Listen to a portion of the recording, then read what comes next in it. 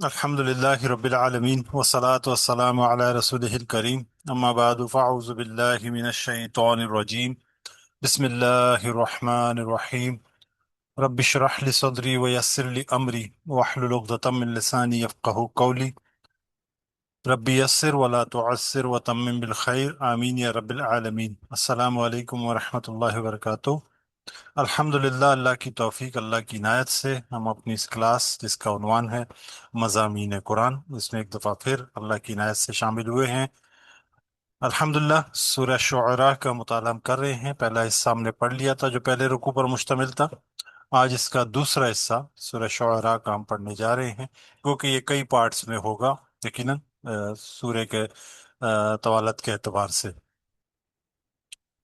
پہلا رکوع ہم مطالعہ کر چکے، اس کا خلاصہ ایک دفعہ دوبارہ دیکھ لیتے ہیں تاکہ ہم کنیکٹ کر سکیں۔ اور میں نے بات ابتدا میں رکھی تھی کہ یہ جو خلاصہ ہے در حقیقت پہلے رکوع کے کنٹراسٹ میں باقی پوری سورہ ہے۔ اللہ تعالیٰ نے دعوت پیش کر دی، نبی کریم صلی اللہ علیہ وسلم دعوت لے کر آ گئے، فکر مند تھے کہ ایمان نہیں لاتے، تو آپ صلی اللہ علیہ وسلم کو تسلی دیتے ہوئے یہ بتایا گیا کہ اس سے پہلے بھی قومیں گزر چکی ہیں اور ان کا کردار کیسا تھا وہ پھر اس میں پوری تفصیل ہے۔ پھر آخر میں نبی کریم صلی اللہ علیہ وسلم کو تسلی دیتے ہوئے پھر لفظ شعراء کا استعمال جہاں ہوا ہے، طویل ایک رکوع ہے آخری، تو اس میں نبی کریم صلی اللہ علیہ وسلم کو کنکلوڈ کیا گیا، یعنی کہ پہلا اور آخری رکوع گو کے ملا کے پورا سورہ کو بیان کر رہا ہے، درمیان میں تفصیل ہے۔ یہی چیز ہم نے سمجھی تھی سورہ ہود کی آیت سے کہ اللہ تعالیٰ کے جو آیتیں ہیں وہ محکم ہیں، وہ بیان ہوتے ہیں کسی وجہ سے، یعنی کہ کسی حکم کے تحت، اور واضح ہیں، فیصلہ کن ہیں۔ لیکن یہ جو بقایا جو ہم دیکھ رہے ہیں یہ تفصیل ہیں، اس کو سمجھنے کے لیے آسانیاں۔ ایسے ہی پہلے رکوع کا ہم نے مطالعہ کیا جس کا مختصر خلاصہ یہ ہے کہ اے نبی صلی اللہ علیہ وسلم، آپ سے جو معجزات کا مطالبہ کرتے ہیں یہ قرآن بالکل واضح ہے، مگر لوگ اسے جھٹلاتے ہیں، جس پر آپ صلی اللہ علیہ وسلم سخت غمگین ہے۔ اللہ چاہے تو زبردستی نشانی اتار کر سب کو جھکا دے، مگر آزمائش کے لیے مہلت دیتا ہے۔ ہر نئی نصیحت سے یہ لوگ منہ موڑ لیتے ہیں، عام طور پر ان کا رویہ یہی ہے کہ کوئی بھی نئی نصیحت آتی ہے یہ منہ موڑ لیتے ہیں۔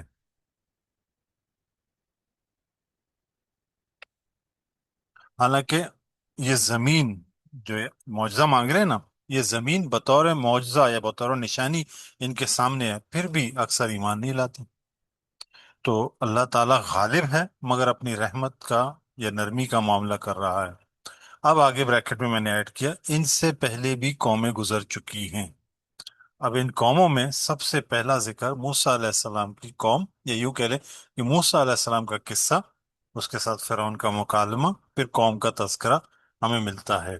تو آج ہم انشاءاللہ عزیز دوسرے رکوع، بلکہ اس میں دو آیات مزید ایڈ کر لیں، بات مکمل ہو رہی تھی، دوسرے رکوع کا مطالعہ کرنے جا رہے ہیں سورہ شعراء کا، جس میں حضرت موسیٰ علیہ السلام کا قصہ بیان ہو رہا ہے، اللہ تعالیٰ کا موسیٰ سے کلام کرنا اور نبوت عطا کرنا۔ یہ پہلے حصے میں، پہلے فصل میں ہم سمجھیں گے۔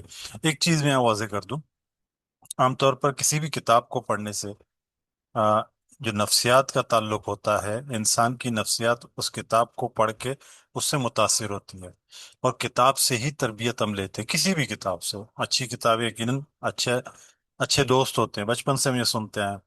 قرآن کریم کتابوں کی ماں ہے، یعنی کہ وہ کتاب ہے جس کے بعد کہ مطلب جس کے نیچے ساری کتابوں کا علم ہے، علم کا اعلیٰ ترین شہ پارہ ہے، اللہ تعالیٰ کا کلام ہے۔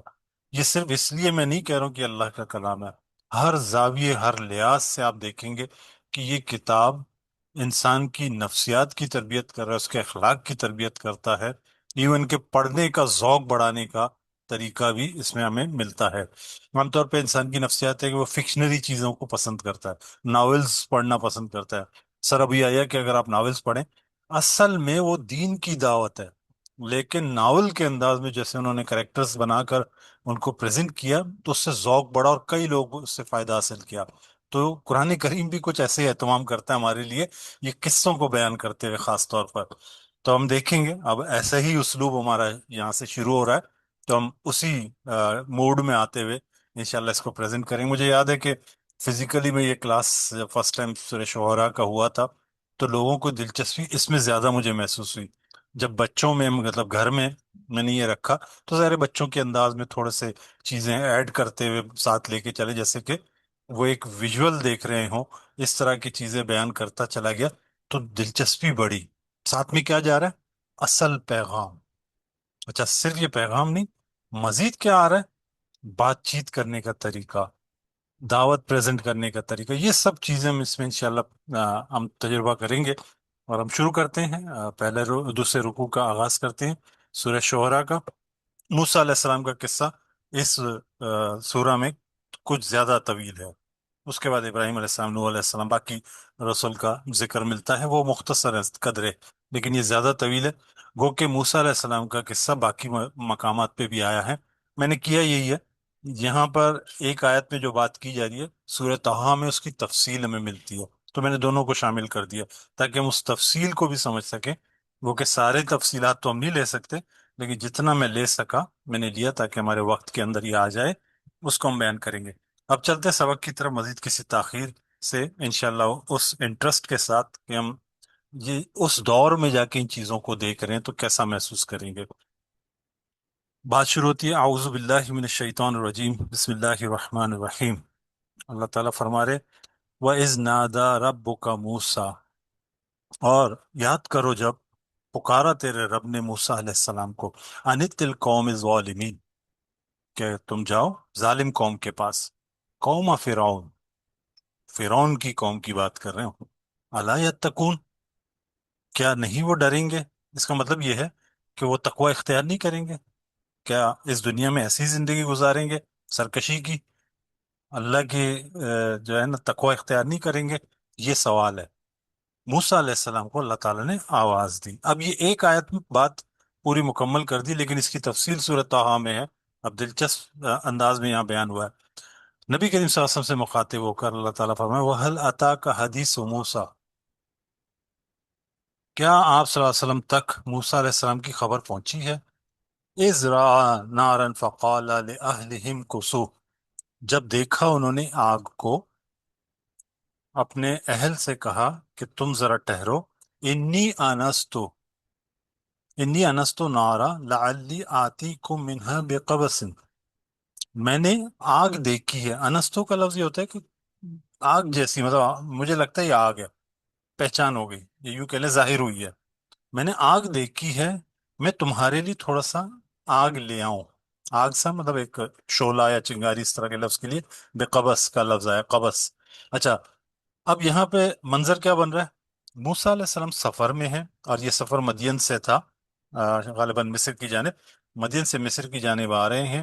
راستے میں کوہ طور، وادی طوا جو مقام ہے وہ آتا ہے، وہاں پر اپنے فیملی کے ساتھ ہوتے ہیں۔ اب ممکن ہے کہ ٹھنڈ ہو، ممکن ہے روشنی نہ ہو، راستہ نظر نہ آ رہا ہو، ایسی کوئی سچویشن تھی کہ آگ کی ضرورت محسوس ہوئی، اور موسیٰ علیہ السلام نے دور آگ کو دیکھا اور اپنی فیملی کو کہا کہ آپ یہاں ٹھہریں، میں دیکھ کر آؤں، یہ میں نے آگ دیکھی ہے، میں تمہارے لیے کچھ آگ لے آؤں۔ اچھا، اگلی بات مزید واضح کریے، او اجدو علی النار ہدا، یا میں کچھ پالوں گا، اجدو علی الناری، نار پر جو لوگ بیٹھے ہیں، یعنی کہ آگ ہے تو کچھ لوگ بھی ہوں گے، وہاں سے کوئی ہدایت پالوں گا، کوئی راستہ مجھے پتہ چل جائے گا۔ موسیٰ علیہ السلام نے اپنے فیملی سے بات کی۔ پھر فلما آتاہا نودیا یا موسیٰ، فلما آتاہا، پس جب وہ پہنچے وہاں پر تو آواز آئی، اے موسیٰ، انی انا ربک، بے شک میں تمہارا رب ہوں، فخ فخلعون علیک، اپنی جوتیاں اتار دو، انکا بالواد المقدس طوا، یہ مقدس وادی طوا ہے، وَأَنَا اخْتَرْتُكَ فَاسْتَمِعْ لِمَا يُوحَىٰ، اور میں نے تمہارا انتخاب کر لیا ہے تو غور سے سنو جو وحی کی جا رہی ہے۔ اب موسیٰ علیہ السلام کو یہاں پر اللہ تعالیٰ نے، اب کیا موقع تھا کہ وہاں موسیٰ علیہ السلام پہنچے اور اللہ تعالیٰ کی طرف سے آواز آئی کہ میں تمہارا رب ہوں، اپنی جوتیاں اتارو، یہ پاک وادی ہے جہاں تم کھڑے ہو، اور میں نے تمہارا انتخاب کر لیا ہے، اب جو وحی کی جا رہی ہے اس کو غور سے سنو۔ اننی انا اللہ لا الہ الا انا، بے شک میں ہوں، میں اللہ، نہیں ہے میرے سوا کوئی، نہیں ہے کوئی الہ کوئی میرے سوا، فاعبدونی، پس میری بندگی اختیار کرو، وَأَقِمِ الصَّلَاةَ لِذِكْرِي، اور نماز قائم کرو میری یاد کے لیے، میرے ذکر کے لیے۔ اگر اس آیت کو آپ غور سے دیکھیں، 5 مرتبہ میں یا میرے کی تکرار ہے۔ اننی یعنی کہ انا 2، پھر انا 3، فاعبدونی 4، اقیم الصلاۃ لذکری، ذکری میں 5۔ یہ پرزور طریقے سے اللہ تعالیٰ نے اپنا اظہار کیا۔ کون ایسے کلام کرتا ہے؟ مطلب عام طور پر اگر کوئی اس طرح کا کلام کرے، ہمارے یہاں کہتے ہیں نا انا، اپنے آپ کو ظاہر کر رہا ہے۔ اللہ ہی یہ کلام کر سکتا ہے، ایک بادشاہ ہی یہ کلام کر سکتا ہے کہ میں ہوں، میرے علاوہ کوئی نہیں ہے۔ تو یہ موسیٰ علیہ السلام کو یقین دلاتے ہوئے کہ میں اللہ ہوں، تو اللہ تعالیٰ نے یہ پیغام موسیٰ علیہ السلام کو دیا۔ اب یقیناً موسیٰ علیہ السلام فرسٹ ٹائم یہ سن رہے ہیں، تو کچھ گھبرائے بھی ہوں گے، کچھ ہوا بھی ہوگا، وہ تفصیل بہرحال نہیں ہے، لیکن اللہ تعالیٰ مزید ریلیکس کرتے ہوئے موسیٰ علیہ السلام کہہ رہے ہیں، وما تلک بیمینک یا موسیٰ، اور تیرے ہاتھ میں یہ کیا ہے موسیٰ علیہ السلام؟ آ، بے شک اللہ جانتے ہیں کہ کیا ہے، لیکن در حقیقت اللہ تعالیٰ اس سے کچھ آگے بتانا چاہ رہے ہیں۔ موسیٰ علیہ السلام اس کنورسیشن کو انجوائے کرتے ہیں، انجوائے کرتے ہیں میرے الفاظ ہیں، وہ اس میں دلچسپی ظاہر کرتے ہیں، بڑھ چڑھ کر بات کر رہے ہیں۔ آپ دیکھیں، قَالَ هِيَ عَصَايَ، یہ میری لاٹھی ہے۔ آپ موسیٰ علیہ السلام نے کہا یہ میری لاٹھی ہے، یہ کافی تھا نا کہہ دینا کہ میری لاٹھی ہے، مزید کیا کہہ رہے ہیں، اتوقع علیہا، میں اس پہ ٹیک لگاتا ہوں، اہش بہا علی غنمی، اور میں اپنے جو مویشی ہیں ان کے لیے پتے جاڑتا ہوں اس کے ذریعے، ولیہ فیہا معارب اخرى، اسے دوسرے کام میں بھی لیتا ہوں۔ اللہ تعالیٰ نے باتیں سنی اور فرمایا، قالا القہا یا موسیٰ، اس کو زمین پہ ڈالو تو اے موسیٰ۔ موسیٰ علیہ السلام نے بات سنی، فَأَلْقَهَا فَإِذَا هِيَ حَيَّةٌ تَسْعَىٰ، موسیٰ علیہ السلام نے جب اس کو ڈالا، اسی وقت جیسے کہ تیزی سے چلتا ہوا سانپ، یعنی کہ دوڑتا ہوا سانپ، حیہ کہتے ہیں سانپ کو، میں نے بتایا تھا یہ روٹ ورڈ یا زندہ چیز، حیات اسی سے ہے، ٹھیک ہے، ہلتی جلتی چیز، سانپ کو الحیتو کہتے ہیں، تسعا تیزی سے یا دوڑنے کے لیے کہتے ہیں، صحیح کرنا، حیتو تسعا، تو وہ تیزی سے دوڑنے والا سانپ تھا۔ موسیٰ علیہ السلام گھبرا گئے، ڈر گئے، مطلب یہ تو ایک ان کے لیے انہونی سی بات تھی، اللہ تعالیٰ ایک تجربہ کروا رہے ہیں ان سے۔ قالا، اللہ تعالیٰ نے فرمایا، خذھا، پکڑ لو اسے، ولا تخف، مت ڈرو، مت پریشان ہو، سنعیدها سیرتها الاولی، اس کو میں پچھلی حالت میں لے آؤں گا جیسے کہ یہ تھی، تم اس کو پکڑ لو جیسے کہ تھی۔ موسیٰ علیہ السلام نے اس کو پکڑا اور وہ پھر لاٹھی بن گئی۔ یہ ڈیمو کرا دی اللہ تعالیٰ نے کہ جو لاٹھی ہے اس کا استعمال کیا۔ اگلی چیز، وَاضْمُمْ يَدَكَ إِلَى جَنَاحِكَ تُخْرِجْ بَيْضَاءَ مِنْ غَيْرِ سُوءٍ، یعنی کہ جو اپنا ہاتھ ہے اس کے اپنے بازو میں سکیڑ لو، وہ بغیر کسی بیماری کے، یعنی کہ کسی عذر کے سفید ہو کر نکلے گا، یعنی کہ یہ کوئی بیماری نہیں ہے، چمکتا ہوا سفید ہو کر نکلے گا۔ پھر اللہ تعالیٰ فرمائے آیتن اخری، یہ دوسری آیت ہے، یہ دوسری نشانی میں تمہیں دے رہا ہوں۔ یہ دو بڑی نشانیاں دی، اور موسیٰ علیہ السلام کو گویا کہ اگلی بات سمجھانے کے لیے کہ یہ تو سٹارٹ ہے۔ اللہ اللہ تعالیٰ آگے فرماتے ہیں، لِنُورِكَ مِنْ آیَاتِنَا الْكُبْرَى، ہم آگے جو ہے اس کے لیے، اس کے ذریعے ہم اپنی بڑی بڑی نشانیاں تمہیں دکھانے والے ہیں۔ اب یہ دیا کیوں ہے؟ اذهب الى فرعون انه طغى، جاؤ فرعون کی طرف کہ وہ باغی ہو گیا ہے۔ اس کے ایک اور مقام پہ بڑی خوبصورت تفصیل اللہ تعالیٰ نے اسی سورہ طٰہٰ میں آیت 43 44، آپ ان لوگ مزید مطالعہ کر لیجیے گا۔ اللہ تعالیٰ نے ہارون اور موسیٰ علیہ السلام کو اکٹھا کر کے وہاں بتایا، اذهبا الى فرعون انه طغى، اسی طرح کے الفاظ ہیں۔ مطلب وہاں یہ کیا بات بیان کی جا رہی ہے؟ فرعون کی طرف جاؤ اور وہ باغی ہو گیا ہے، فقولا فقولا قولا لینا، بس تم اس سے بات کرنا نرمی کے ساتھ۔ آگے کیا بیان کیا؟ تاکہ وہ ہدایت پر آ جائے، ڈر جائے، خوف کھا لے، یا سمجھ جائے، عقل لے لے۔ سبحان اللہ، کس سے بات ہو رہی ہے؟ فرعون کے بارے میں بات ہو رہی ہے۔ آج ہم اپنے دوستوں کو، اپنے پیاروں کو دعوت دیتے تو ہم کتنے جذباتی ہو جاتے ہیں. اللہ تعالیٰ فرعون کو دعوت دینے کے لیے موسیٰ علیہ السلام کو تاکید کر رہے ہیں نرمی سے بات کرنا. مقصد کیا ہے؟ ہدایت لے لے. اصل چیز ہوئی ہے. تو اذهب الى فرعون انه طغى. بے شک تم جاؤ فرعون کی طرف، وہ باغی ہو چکا ہے، سرکش ہو چکا ہے. پھر اب یہ جو تفصیل تھی پہلی وہ آیت تھی اس کے حوالے سے کہ اللہ تعالیٰ نے موسیٰ علیہ السلام کو کہا کہ فرعون کی طرف جاؤ. تفصیل آگے درمیان میں کہ کیا مکالمہ اللہ کے ساتھ ہوا. پھر اللہ تعالیٰ موسیٰ علیہ السلام اب بتا رہے ہیں اب یہ کیا ہے.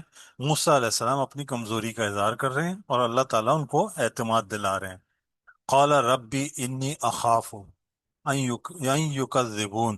اے اللہ مجھے خوف ہے، مجھے اندیشہ ہے کہ وہ مجھے جھٹلا دیں گے. وَيُضِيقُ صَدْرِي وَلَا يَنْطَلِقُ لِسَانِي. اور میری جو میرا سینہ ہے وہ تنگ ہے اس ذمہ داری کو لے کر. میرا سینہ گھٹتا ہے، مطلب میں کھل کے بات نہیں کر سکتا. وَلَا يَنْطَلِقُ لِسَانِي. اور میری زبان میں بھی وہ روانی نہیں ہے. فَأَرْسِلْ إِلَىٰ ہارون. اور یہ جو رسالت ہے یہ ہارون کی طرف بھیج. وَلَهُمْ عَلَى ذَنْبٌ. اور اس اچھا ایک دوسرا عذر پیش کر رہے ہیں. اور ان پر ان کے اوپر ذنبن، ایک جرم ہے میرے اوپر. فَأَخَافُ أَن يَقْتُلُونَ. مجھے خوف ہے کہ میں وہاں جاؤں گا وہ مجھے قتل کر دیں گے. وہ جرم کیا تھا، وہ کیا معاملہ تھا؟ ایک خپتی اور بنی اسرائیل کے درمیان ایک جھگڑا چل رہا تھا، بات چیت چل رہی تھی، بحث چل رہی تھی. موسیٰ علیہ السلام وہاں پہنچے تو دیکھا کہ وہ ظلم کر رہا ہے بنی اسرائیل پر. کیونکہ قبطی جو تھے، فرعون کی جو قوم تھی، وہ ظاہر ہے اپنے آپ کو سرپرست سمجھتے تھے، برتر سمجھتے تھے، اور وہ کام لیتے تھے، ظلم کر رہے تھے. موسیٰ علیہ السلام سے یہ برداشت نہ ہوا. معاملہ وہاں تفصیل ہے، مختصر بتا رہا ہوں. موسیٰ علیہ السلام نے ایک ہاتھ مارا اور وہ وہیں ڈھیر ہو گیا. اور اس کے بعد پھر وہاں سے وہ فرار ہو گئے، نکل گئے مدین کی طرف. تو وہ واقعہ یہاں پر ہے کہ میرے اوپر ان کا ایک جرم ہے. میں وہاں جاؤں گا تو یقیناً پکڑ لیں گے اور مجھے قتل کر دیں گے. اللہ تعالیٰ فرما رہے کالا کلا. اللہ تعالیٰ نے کہا ہرگز نہیں، وہ تمہیں قتل نہیں کر سکتے. فَاذْهَبَا بِآيَاتِنَا. ہماری آیات کے ساتھ جاؤ. إِنَّ مَعَاكُمْ مُسْتَمِعُونَ. میں تمہارے ساتھ ہوں، سنتا ہوں، سن رہا ہوں. یہ جو جملہ ہے نا، تمہارے ساتھ ہوں سن رہا ہوں، مختلف انداز میں یہ ملے گا.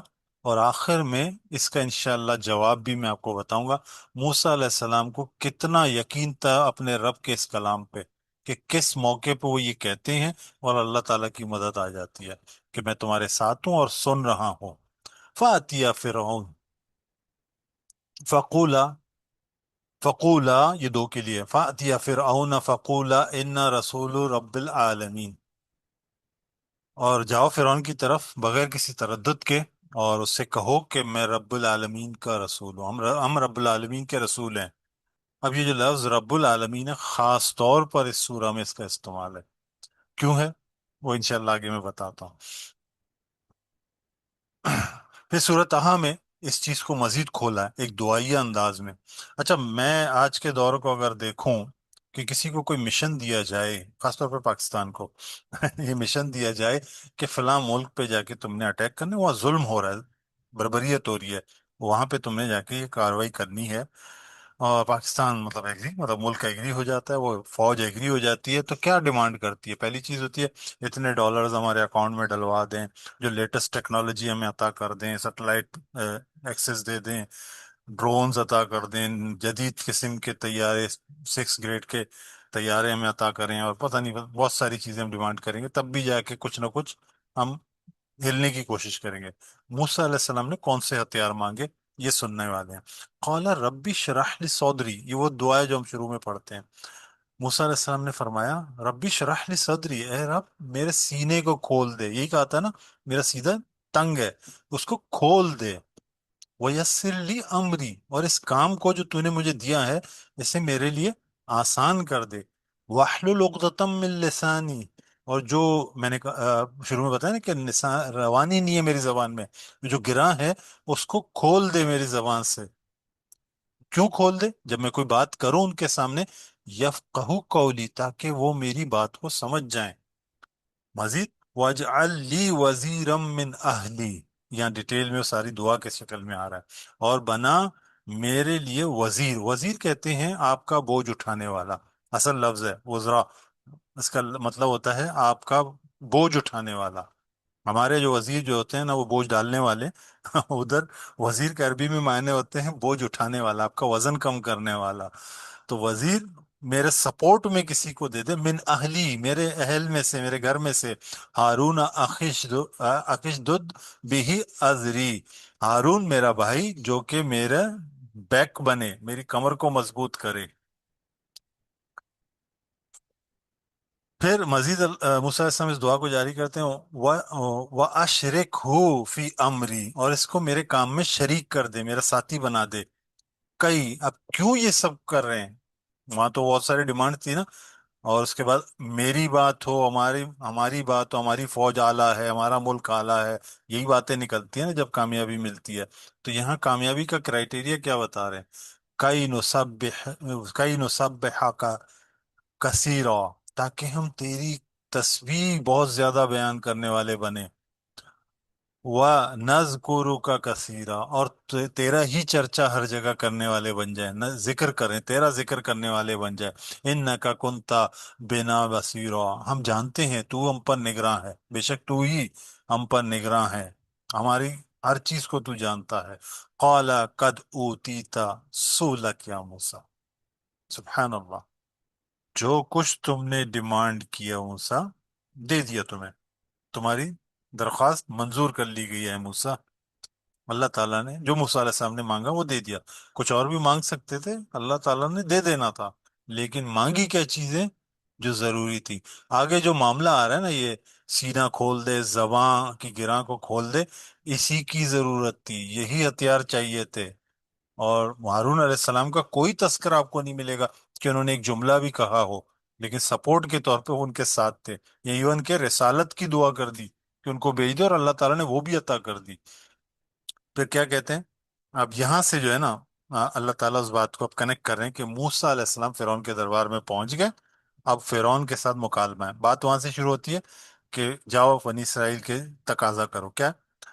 ان ارسل معانا بنی اسرائیل، صرف ون لائن سینٹینس ہے، میں آیا ہوں، بنی اسرائیل کو میرے ساتھ بھیج دو، یہ اللہ تعالیٰ نے کہہ کے ان کو بھیج دیا، موسیٰ علیہ السلام نے کہہ دیا، ان دونوں نے کہہ دیا، یہاں پہ ظاہر ہے دونوں ہیں۔ قالا عالم، اب فرعون جو ہے اس کا رسپانس دے رہا ہے، قالا، ظاہر ہے موسیٰ علیہ السلام کو وہ جانتے ہیں اور ان کے ساتھ بچپنا گزارا ہے، اس میں تھوڑی سی وضاحت ہے، اسی صورت میں وہ حصہ میں نے ساتھ نہیں رکھا۔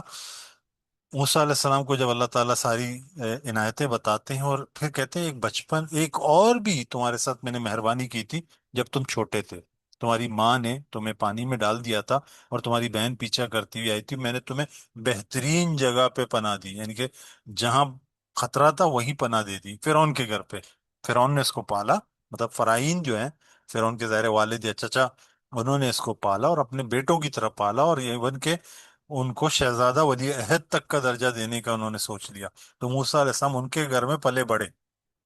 تو اب جو یہ فرعون ہے، در حقیقت فرعون جو ہے، فرعین، فرعون کوئی نام نہیں ہے، یہ جو سردار یا بادشاہ اس طرح کے جو ہوتے ہیں ان کے نام ہوتے ہیں، فرعین کہتے ہیں، یعنی کہ ہمارے آج کے دور میں صدر، صدر جو ہے وہ فرعون ہے، ان کا لقب فرعون ہوتا۔ تو وہ کیا کہہ رہے ہیں فرعون؟ کالا، اس نے کہا، الم نربک فینا ولیدا، کیا تم ہمارے گھر میں ہی پلے بڑے نہیں ہوئے جب تم چھوٹے تھے؟ وَلَبِثْتَ فِيهَا مِنْ عُمْرِكَ سِنِينَ، اور تم نے یہاں ایک لمبا لمبا عرصہ، کئی سال گزارے ہیں اپنی عمر کے۔ ایک بات دوسری، فعلتا فعلتا فعلتا فعلتا فعلتا کا، جو جو حرکت تم نے کی تھی، التی فعلتا وانت من الکافرین، وہ جو تم نے کیا اور آج تم ناشکرے بن کے ہمارے سامنے کھڑے ہو کہ بنی اسرائیل کو میرے ساتھ جانے دو، مطلب ایک اکڑ کے ساتھ وہ یہ بات کر رہا ہے۔ اب یہ کیا تھا؟ موسیٰ علیہ السلام کہہ رہے ہیں مجھے بنی اسرائیل کے ساتھ جانے دو، وہ موسیٰ علیہ السلام پہ الزام ڈال رہے ہیں۔ آگے کہتا ہے، موسیٰ علیہ السلام اب اس کا جواب دے رہے ہیں، قال فعلتها اذن اذن وانا من الضالین، ہاں مجھے اعتراف ہے وہ میں نے کیا تھا، उस वक्त मैं चूक गया था। दौलीन हम कहते हैं भटक गया, गुमराह। इसका माना यह है हक की तलाश में था, जो अब तक हक पे नहीं पहुंचा था, उसके लिए भी लफ्ज आता है। उस रस्म के लफ्ज आया है, वो वजदक दौलन फहदा। आप हक की तलाश में थे, हमने आपको हिदायत दी। इसमें भटकना भी माना शामिल है। जाहिर है हक की राह में गर्दा होना, ये भटकना ही होता है एक तरह का। तो मूसा अलैहिस्सलाम कह रहे हैं उस वक्त मैं हक पर नहीं था, मैं चूक गया था, मुझसे वो गलती हुई है, मैं उसका एतराफ करता हूँ। फिर क्या कह रहे हैं?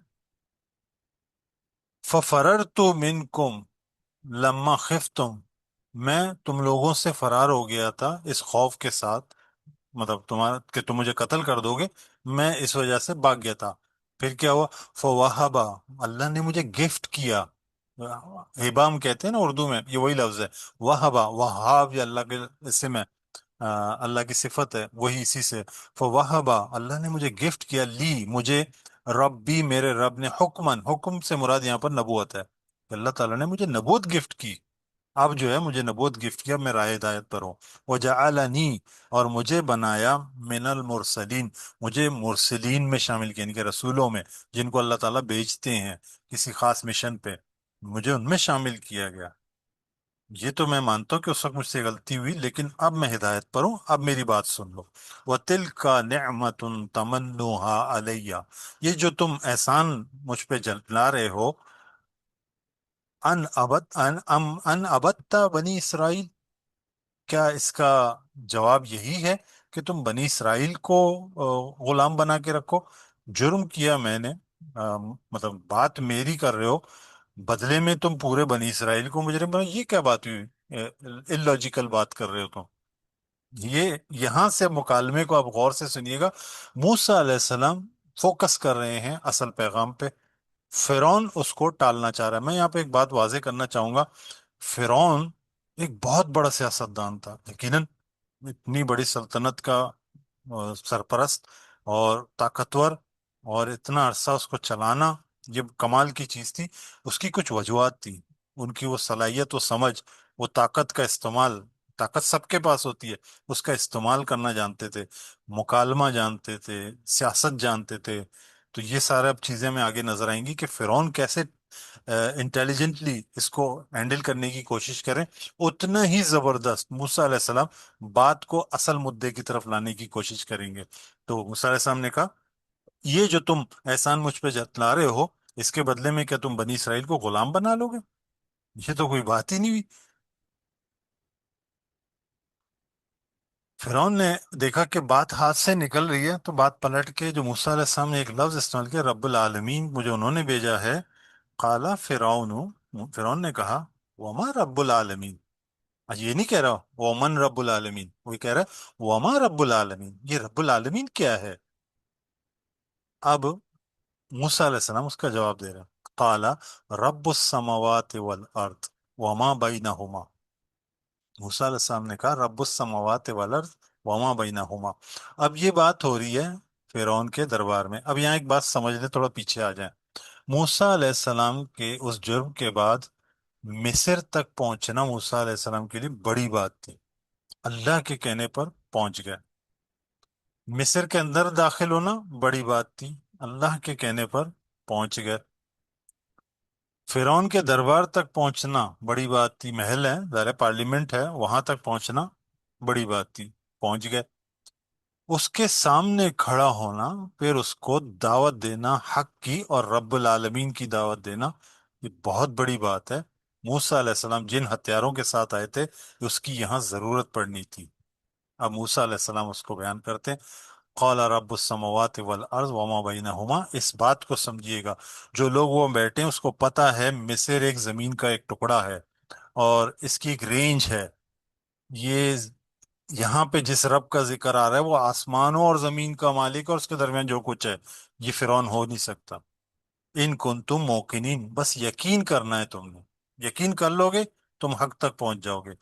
कौला लिमन हाउलहु अला तस्तमिऊन, और फिरौन ने देखा ये बात कुछ और तरफ जा रही है, तो दूसरों को तवज्जो देने के लिए अपने जो इर्द गिर्द पार्लियामेंटेरियन बैठे हैं उनसे कहा, क्या तुम सुनते हो ये क्या कह रहे हैं?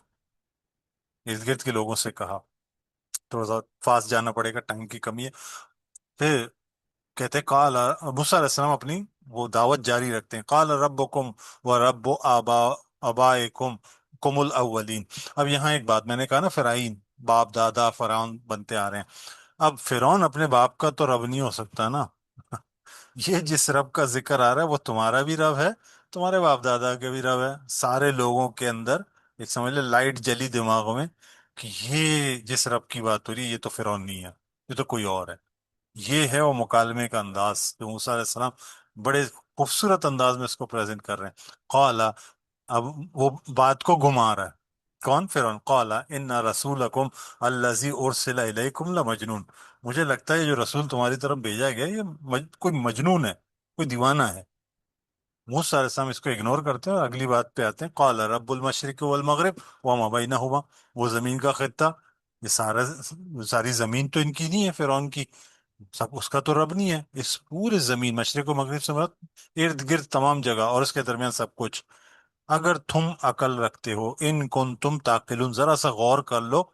اور وہ لوگ غور کرنے لگ گئے، فرعون کے ہاتھ سے یہ چیزیں نکلنے والی تھی، اب اس نے غصے کا اظہار کیا۔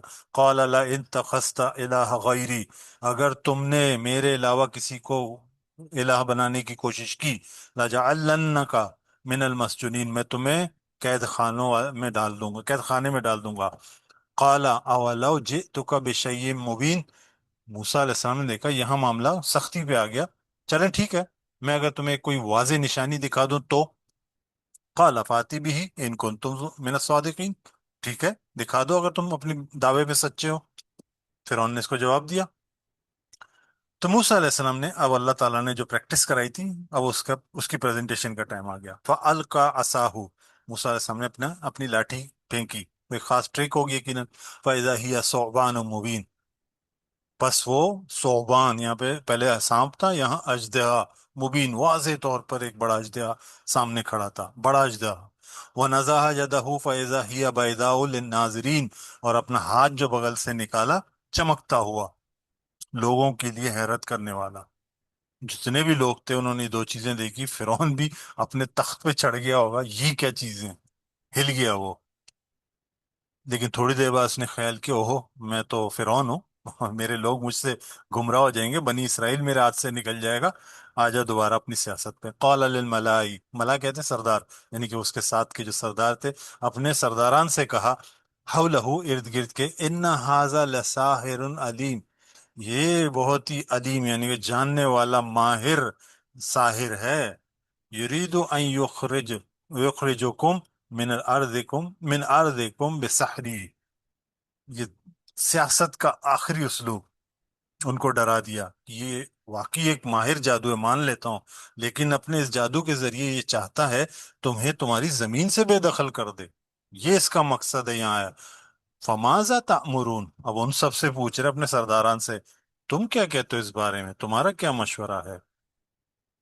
سبحان اللہ، یہاں جو مشورہ ہے مانگا ہے، یہ مشورہ انشاءاللہ اگلی نشست میں ہم پڑھیں گے کہ کیا مشورہ انہوں نے دیا اور آگے کی کیا باتیں ہوئی۔ سبحانک اللہم و بحمدک، نشہد ان لا الہ الا انت، نستغفرک و نتوب الیک۔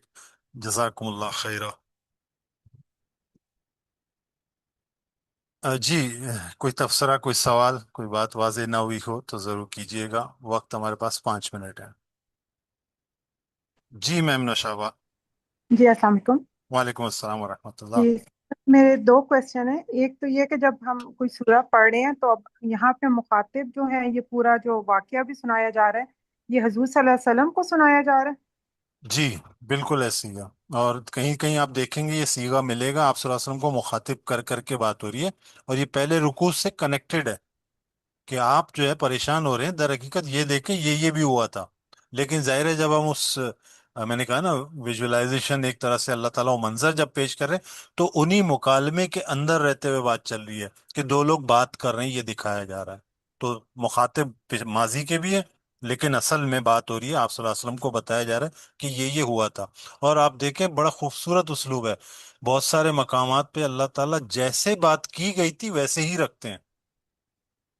ایک مقام سورہ البقرہ میں ہم نے پڑھا کہ ابراہیم علیہ السلام نے دعا کی، الفاظ آگے پیچھے تھے، اللہ تعالیٰ نے اس کو ویسے ہی پریزنٹ کیا، کوئی تبدیلی نہیں کی، لیکن باقی جگہوں میں اس کو پلٹ دیا۔ ایسی سورہ لقمان میں ہم خوبصورت چیز دیکھیں گے کہ لقمان علیہ السلام اللہ تعالیٰ اپنے بیٹے کو نصیحت کرتے ہوئے کہہ رہے ہوتے ہیں کہ بیٹا، کہ اللہ کے ساتھ کسی کو شریک مت کرنا۔ اب یہ قرآن کا عام اسلوب ہے، شرک کا جب منع کرنے کا آتا ہے عام طور پر اگلی بات معاشرتی اعتبار سے کیا آتی ہے؟ والدین کے ساتھ اس نے سلوک کریں۔ لقمان علیہ السلام نے نہیں کہا، اللہ تعالیٰ نے بریکٹ لگا کر اس بات کو مکمل کیا کہ والدین کے ساتھ اس نے سلوک کرے۔ تو یہ خوبصورت انداز ہے قرآن کا، ماشاءاللہ۔ سچ میں جو مطلب حضرت موسیٰ کا واقعہ ہے، بیسیکلی وہ حضور صلی اللہ علیہ وسلم کو تسلی دی جا رہی ہے کہ آپ غمگین نہ ہو۔ اس سے پہلے پیغمبروں کے ساتھ بھی ایسے ہی ہوا ہے، بیسیکلی پیغام ان کے لیے ہے یا پھر ہمارے لیے؟ اس کو کس طرح ہم اچھا، کریں؟ یہ اس طرح مخاطب دیکھیں، قرآن جب نازل ہو رہا تھا نبی کریم صلی اللہ علیہ وسلم اور صحابہ اکرام براہ راست مخاطب تھے۔ آج کے دور میں اگر کوئی فرعون آتا ہے تو یہ کلام میرے اور آپ کے لیے اسی حساب سے زندہ کھڑا ہے۔